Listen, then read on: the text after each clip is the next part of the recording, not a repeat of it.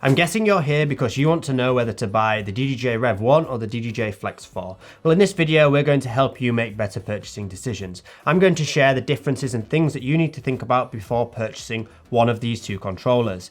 Now, we're not going to deep dive into all the features. We have respective review videos for each one linked in the description. This video is all about the differences and what you should be thinking about when starting your DJ journey, which will then affect which to buy. So without further ado, let's get stuck in.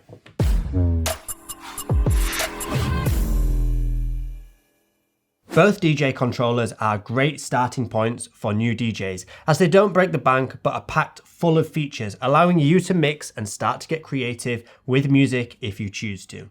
The DDJ-FLX4 is designed to work out of the box with both Pioneer DJs Rekordbox software and Serato DJ software. At the time of recording, the iOS and Android app that Rekordbox are developing is not currently out yet, but that will be coming soon.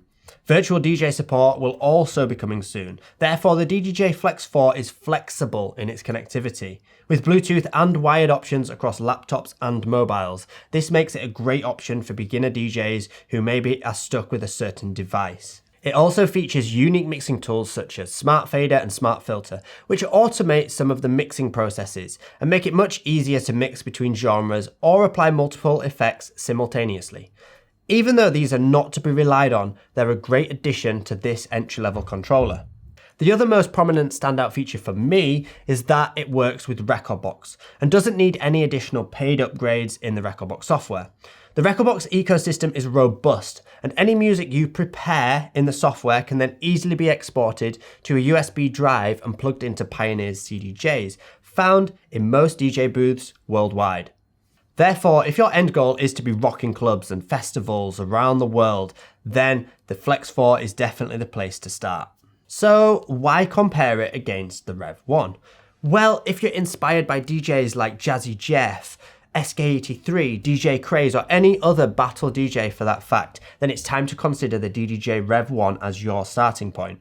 Even though the FLX4 does work with Serato DJ, it's not designed for that software, so it's kind of an afterthought and doesn't really match out with the labeling, and some of the features aren't great the way that they work and integrate with Serato. So the REV1, however, is designed specifically for Serato DJ Lite and then a paid upgrade to Serato DJ Pro, which brings a battle style layout for beginner DJs.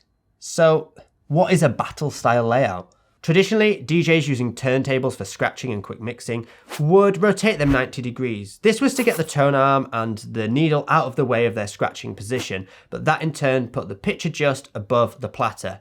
Therefore, on the DDJ-REV1, they've inherited this layout by putting the tempo adjust above the jog wheel. This is a great battle style layout for beginner DJs, and it gets you familiar with that layout. The REV1 also has bigger jog wheels, which I think are better for learning to scratch. The mixer section also inherits the battle mixer layout, with paddle effects at the center and the performance pads above the faders and crossfader.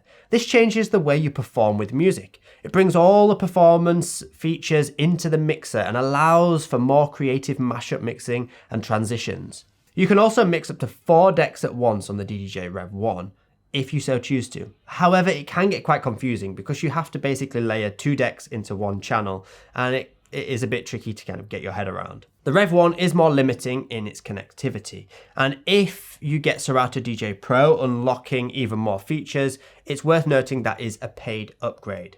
Now at this point, it's worth highlighting something about Serato and Rekordbox. The big thing with Serato over Rekordbox is that Serato has, at the moment, Serato stems, which allows you to isolate things like the drums, the vocals, the bass, and the melodies all within a song and isolate them. And it's a real game changer for DJs who want to do mashup mixing and get creative with music. It's something that Rekordbox doesn't currently offer, so I would highly recommend, no matter which controller you buy, go and try Serato stems out, because remember, the FLX4 does work with Serato as well, and Serato stems is in Serato DJ Lite.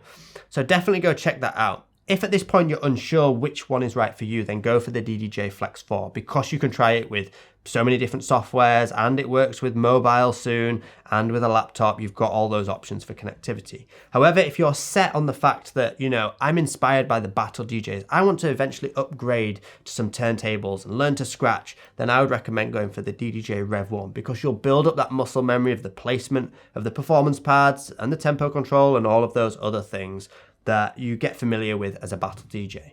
Don't let the price be the deciding factor between the two because there's not much in it really. So think about what your end goal as a DJ is going to be and then make the decision from there. We have beginner courses to suit both controllers, so check the links in the description. We can help you get from unboxing to playing in clubs and everything in between.